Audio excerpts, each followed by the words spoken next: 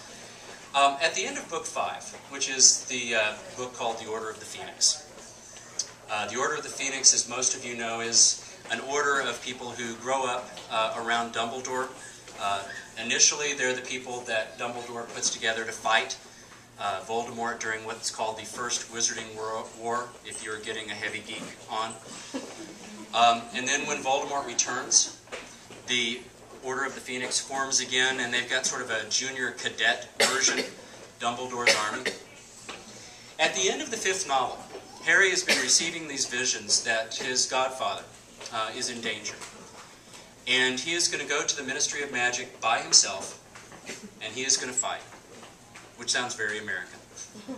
It's like, you know, let me get my wands and my bandolier. I would love to see that, now that I've said that. Somebody go make a YouTube film.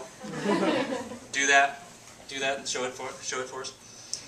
And Hermione and Ron, of course, insist on going with him. They always do. In every book, including the 6th and 7th, they say, you know, we're here. You're never going someplace without us. But even people like Neville Longbottom, who is introduced to us in the first couple of books as the most bumbling, negligible, like, if you wanted help with a project, this would be like, you know, you will be the last kid chosen, Neville. But Neville and Luna Lovegood and some of the other folks that have been in Dumbledore's army, but particularly Neville and Luna and Ron's little sister, come to Harry as he is getting ready to go, and they ask him, wasn't this all about fighting Voldemort? Wasn't this all about doing something good in the world? Well, if it was, then we want to be a part of it. You know, so maybe we're not the most competent. And you know, they actually do fine. More than fine. But that for me was the moment when it really was crystallized, when I really realized that one of the main things that these books are about is community. Neville Longbottom is one of these people who is completely transformed by his time in community.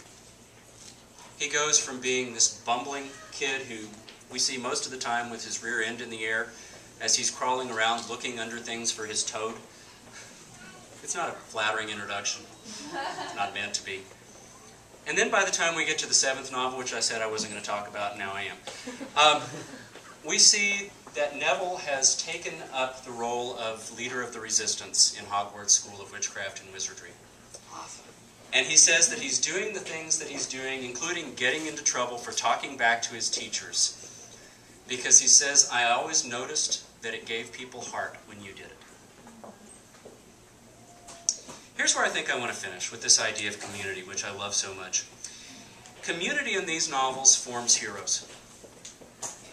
And it creates heroes in unexpected places. Desmond Tutu often talks about an African concept called Ubuntu, which is the idea, which is so antithetical to our own American understanding of our self-formation. But I've been to Africa, I've spent time around people who believe this and who have been in this way of life. And Desmond Tutu says that Ubuntu is the idea that I am because we are.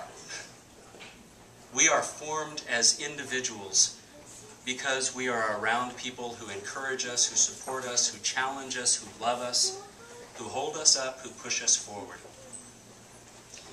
And that for me is one of the great lessons to carry away, and I spent a lot of time thinking about it, writing about it in this book.